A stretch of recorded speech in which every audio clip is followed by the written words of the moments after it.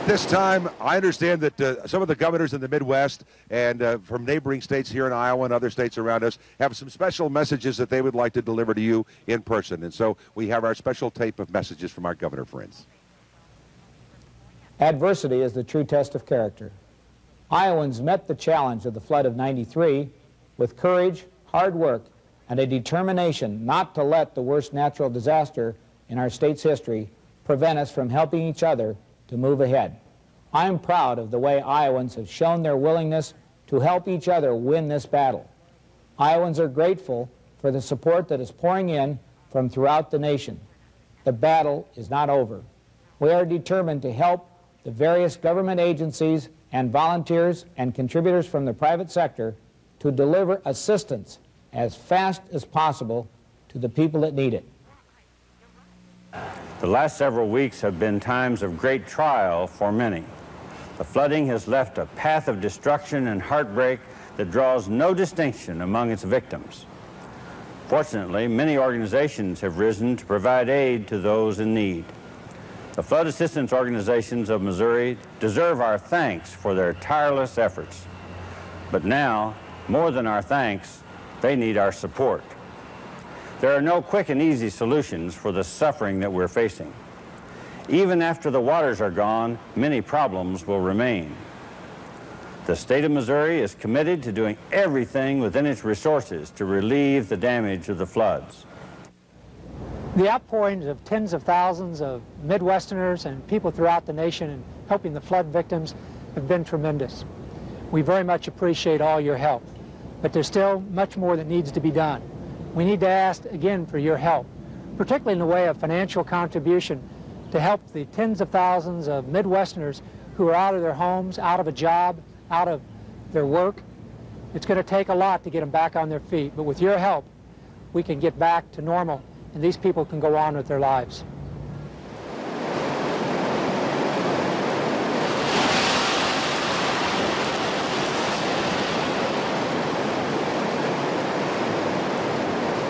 We're live in Des Moines, Iowa, and this is Flood Aid, broadcast across America. Please write this number down. If you can't get through because of all the calls, wait. They'll be open 24 hours. We're only here for another 25 minutes, believe it or not. Willard Scott, Spencer Christian, myself, Jay Thomas. Call 1-800-842-2200. And so many people have helped. In fact, we have volunteers from the Red Cross here, but they've run out of money, or they're running out of money, because every day this thing has become relentless. And the people here in this town and all the towns along the Mississippi, from Quincy all the way down, every day, 24 hours a day, sandbags, hauling water, supplying foods, restaurants using paper plates and plastic knives and forks because they couldn't wash the dishes. They've all pitched in and made it work, and that's what's inspiring. McDonald's, $400,000. We thank you so very much. Spencer? All right, Willard, the Great Flood of '93 has devastated communities in numerous states, Minnesota, Wisconsin, Illinois, Iowa, Missouri, and of course there's more devastation to come as the raging floodwaters move southward. But one of the areas hardest hit was the Quad Cities area of Iowa. Davenport, Iowa, for example, had no dike to hold back the raging floodwaters. And there were other communities all along the Mississippi River and its tributaries where the earthen levees gave way to the floodwaters. We're going to show you a package right now that will just put into clear focus the kind of destruction done by this Great Flood of '93.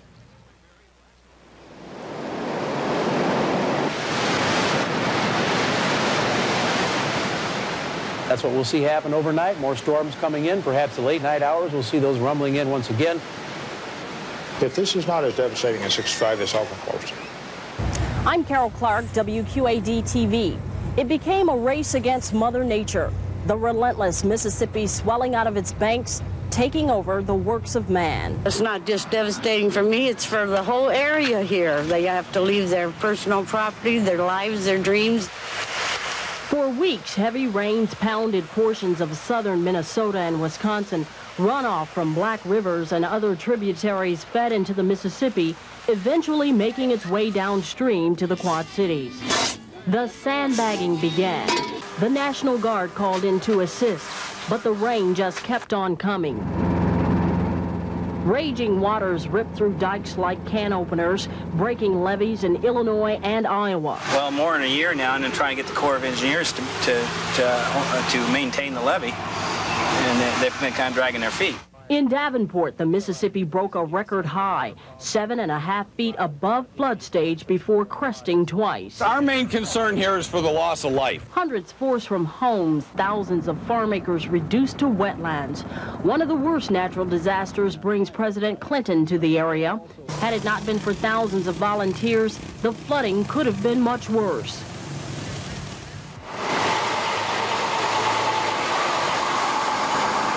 June 30th. The forced evacuation of some Davenport residents from their homes comes in the middle of the night. I'm Linda Shin. National Guard members taking the soon-to-be homeless to Red Cross shelters. These are the heroes of the flood of '93, the volunteers. I found that over the years that people are basically good at heart, and they're really wanting to do something in a time of real crisis. They come to the forefront. There are thousands of volunteers giving of their time and money, lending a helping hand to neighbors they've never met before. Volunteers from the JCs, the United Way, and churches. Volunteers from across the country and from other nations, like Red Cross volunteer Greg Forstell. In my mind, that's the satisfaction I get, that I know indirectly I am helping, a large number of people get back into their home, or, get their lives settled back to normal. The floodwaters are beginning to recede, but volunteers and donations are needed now more than ever to aid in cleaning up the devastation left behind. So far, it's wonderful. People have been so generous, and people have really come out and whatever we can do to help, so we hear that a lot, and people have just been wonderful. Now, when it gets off the front pages, it might be a different story. Whether it's sandbagging, providing food and water, or a place to lay weary heads, the spirit of the volunteers is what is giving flood victims hope on their road to recovery. It's hard to even stay here and look at the damage. Bedroom's gone. All the furniture in there is shot. Too much work, too much cleanup, too many floods.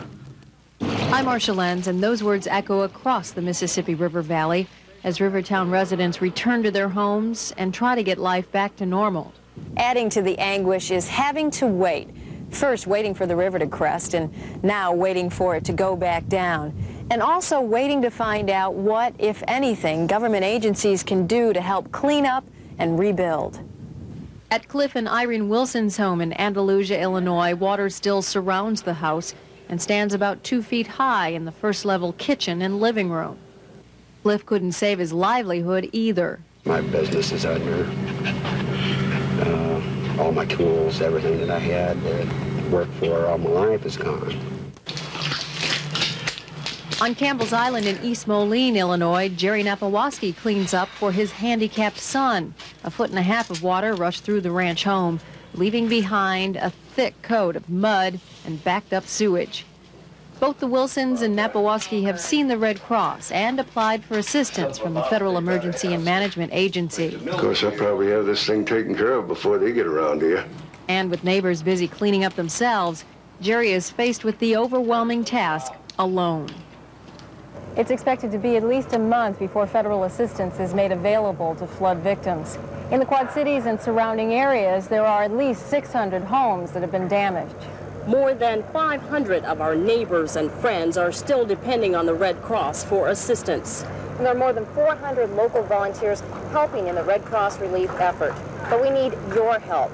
With Marcia Lenz and Carol Clark, I'm Linda Shin for Flood Aid Broadcast Across America.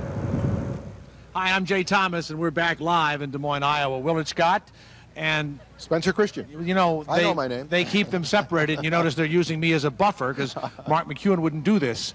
Call us at 1-800-842-2200, Visa, MasterCard, or American Express. And if you say Monsanto, yes. Every time you say Monsanto, up to $2 million, they will match the fund to that point. And the phones are ringing like crazy right now. If you're having difficulty getting through, and I'm sure many people are, don't give up. Keep trying, and even after we go off the air in about 15 minutes or so, the Red Cross will be manning the phones here 24 hours a day, so we need your pledge. We want your pledge. Don't give up. Phone it in. And now we'll go over to our pal, Willard.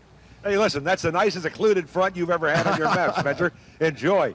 This is the old Des Moines River. I don't know if you can see close up, but but it's over the banks even now, and it's already reached this flood stage. But down the Mississippi River, all the way really from southern Iowa down south of St. Louis, the flooding still continues, and it won't reach the St. Louis area its peak until sometime Tuesday. We are asking you now, take a look at this little piece of tape, and it'll show you from Quincy and our friends, watch what's happening and what's been happening there right now. I'm KHQA TV7 anchor Carol Sowers. As the floodwaters continued down the Mississippi, Lee County, Iowa did not escape damage. Thousands of farmland acres flooded. The cities of Fort Madison and Keokuk escaped residential damage, but industry along Keokuk's riverfront suffered millions of dollars in damage. After weeks of fighting, Alexandria, Missouri, just south of the Iowa border, was the first community in Missouri to lose its battle with the river. The levee broke on July 7th. The town of 400 is a total loss.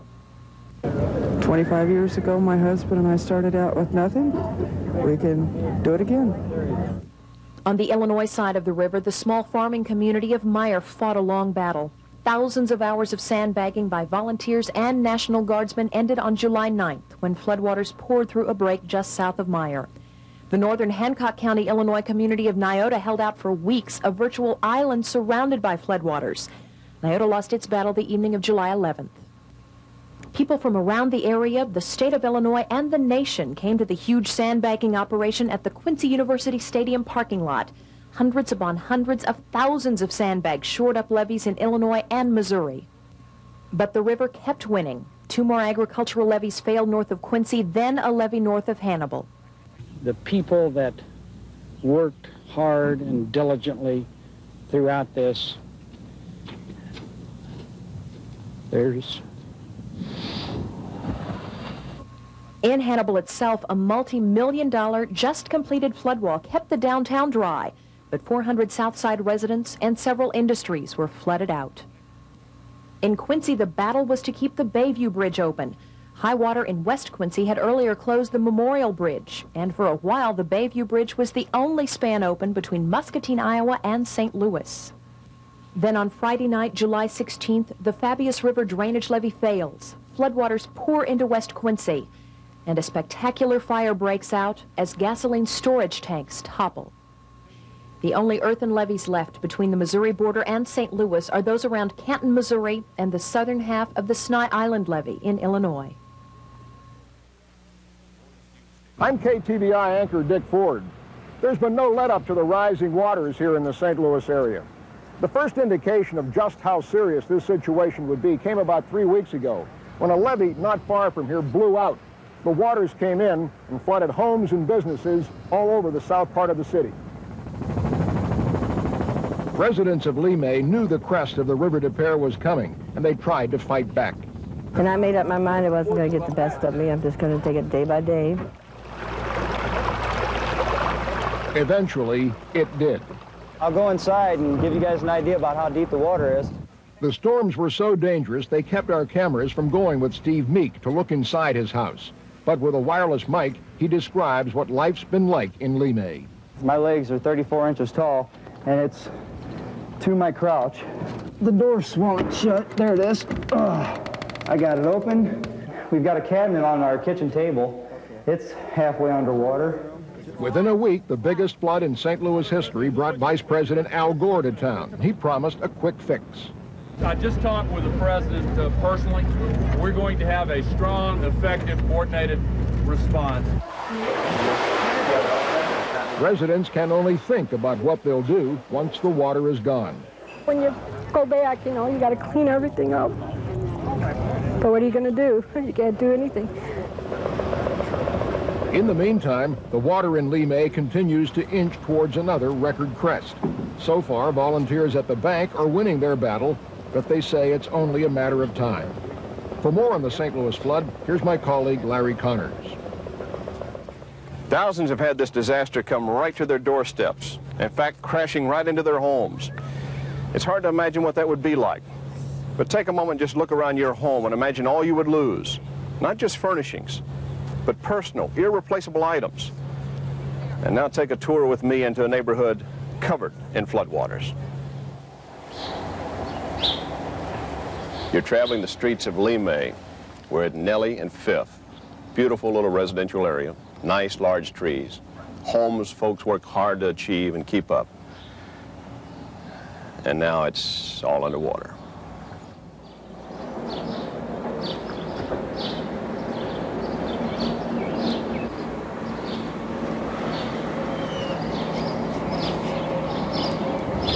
It's a very eerie quiet here. You hear the birds up in the trees. Otherwise, it's pretty silent. Problem is, there should be a lot of joy here. Folks laughing, having a good time, enjoying their homes that they worked so hard to have. It's not going to be the same again.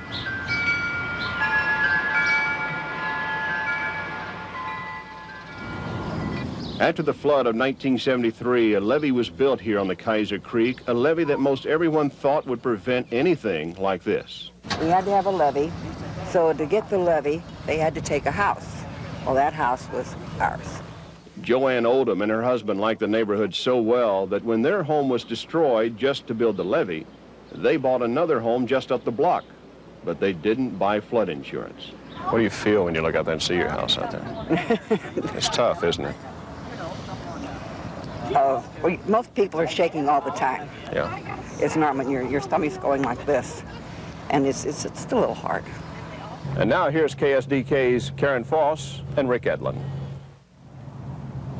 As you've seen, thousands in Missouri and Illinois have fled their homes ahead of the rising floodwaters. Many families are in shelters set up by the Red Cross or other agencies. But south of St. Louis, along the Merrimack River, some families wanted to stay close to their homes. They've created a small tent community at the water's edge. Verna Chimento's family's been living in tents since the swollen Merrimack River engulfed their house nearly a month ago. She's lost her home, her furniture. All the things that are lost and can't be replaced, like my dog. You lost your dog? Yeah. I'm sorry. That's why that upsets you so much. He got killed right here.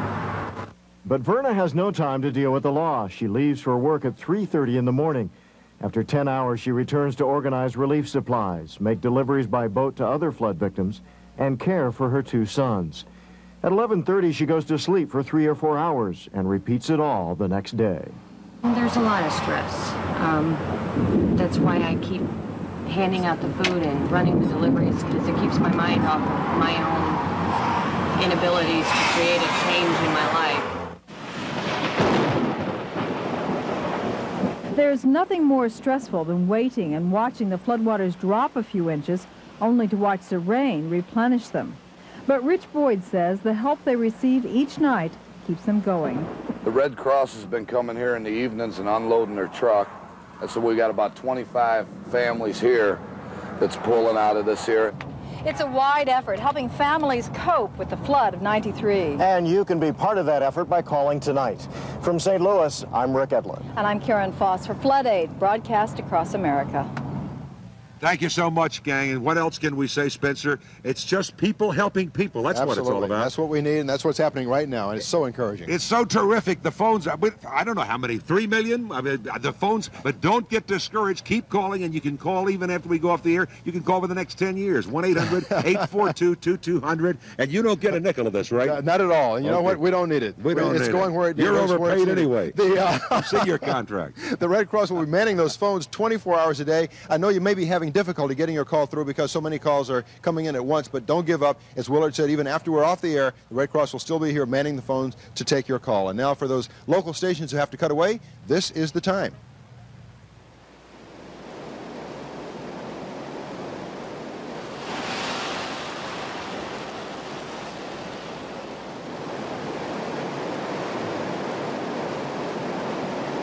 And the winner of the Flood Aid J. Thomas Lookalike Contest, ladies and gentlemen, Vincent Valdez. Thank you, Vincent. Thank you. Now, Vincent, you say I was much taller in real life, didn't you? Yes. Well, you're a midget, all right? I just want to tell people that. Bring us over here. Believe it or not, there has been a great amount of Midwestern humor through all of this. I mean, after a while, Beth, I mean, after you've cried, after you've seen this devastation, you've had some laughter, haven't you? Yes, lots of laughter. It's the only way we can keep the kitchen running. Is this your husband? This is my husband, Roger, yes.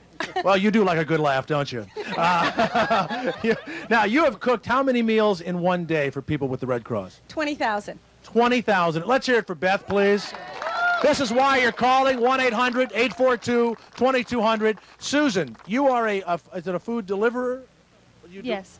Has there been any humor as you've been delivering food to people in the flood-ravaged areas? I've been feeding them for 8 days, haven't taken a bath, and they're still taking my food. You haven't taken a bath in 8 days. Don't touch me. All right. What's it like to sleep with someone who hasn't bathed in 8 days? Scary? All right. Joe, you've been trying to get in here. No, that's all right. I'm listening. If you'll pledge a bunch of money now, we'll get Joe's face off the air. 1-800-842-2200. And all kidding aside, millions of dollars are needed. Whatever you can afford, call now. If you can't get through, 24 hours a day, and from now on, you're helping the Red Cross. You've seen this for over a month, for 6 or 8 weeks on television. It's time now that Americans help Americans. 1-800-842-2200. And thank you in advance. Thank you all here in Des Moines, Iowa. I'm Jay Thomas, Spencer, and Willard. Thank you.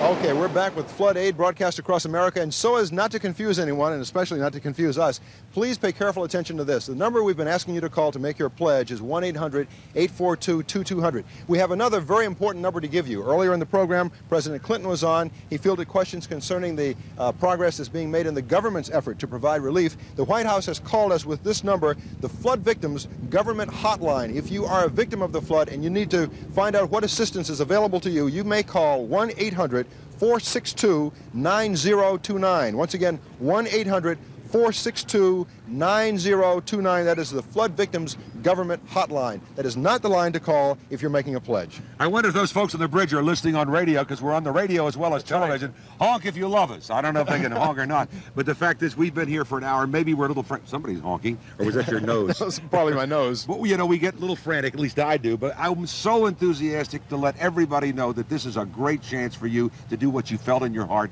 while you've watched the television night after night and listened to these reports. 1-800-842-2200. It is so important. And the church groups, the Salvation Army, the Red Cross, the people who have shown what love is really all about, God bless you. And you know, I should point out again, we are a part of a very historic occasion here. This is a historic broadcast because we're in a business where we're always competing against each other and fiercely. But tonight, hundreds of television stations and radio stations have come together, cutting across all 3 alphabet networks and the Fox network and independents and cable systems, all coming together to make a collaborative effort out of this in the same spirit of community that the flood victims are showing and trying to help each other. We're all coming together to try to get more help for them. Spencer, that's right. He's so fickle. He kissed Spencer, he kisses me. Well, every speech you give, I can't stop. Don't kiss off the Where's my audience. wallet? That's right. You didn't have one when you came in. 1-800-842-2200. Now remember, we're only here for this hour, but that number is open for 24 hours a day. And when this story is page 3 or not in the headlines anymore, everyone in the Midwest is still going to be battling this flood. It's going to take months and months and months just to start the recovery. Don't forget, you've said, what can I do? Or you've watched it for a long time. 1-800-842-2200. Thank you. What you just said is so important because I'll remind you again, last week, the entire week I was in Missouri and the areas ravaged by the flood, and these communities aren't going to begin recovering for weeks and weeks or months and months. The recovery process is going to be long and painful, and we shouldn't forget about it just because it drops off the front pages. This is an important story, and it needs the cooperation and involvement and participation of everyone all across the country. And you know, one other thing that I've been observing while I'm here, I hope they've been observing me, I need observing, the sense of humor that these people have, the beautiful Midwestern sense of humor has kept them alive, and I hate to use the word afloat, but maybe they'll appreciate that. That's right. I have some thanks. Walmart, Walgreens, Procter & Gamble for all the donations of products, warehouses, and volunteers to help the Red Cross Relief Fund and relief effort. The Canadian volunteer group Hands Across the Border has come in to help And also. we're out of here. Thank you, folks. Thank you. And good night. 1-800-842-2200. Thank you. Good night. It was great working with you. Thank you. Please, give me a smile.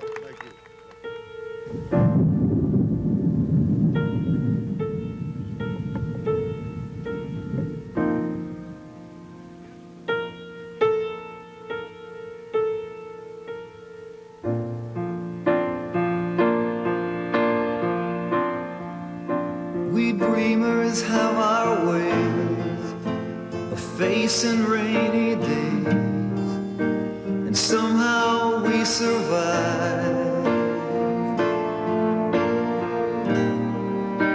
We keep the feelings warm, protect them from the storm, until our time arrives.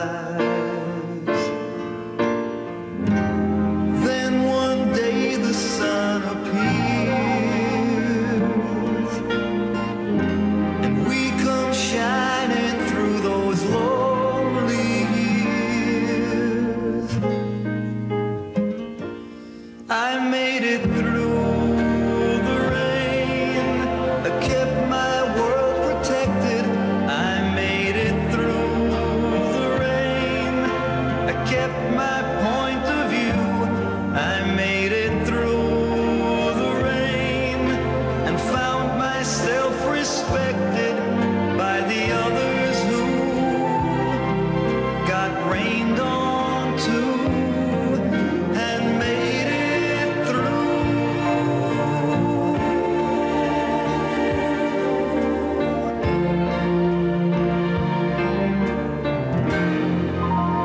Friends are hard to find, and life seems so unkind. Sometimes you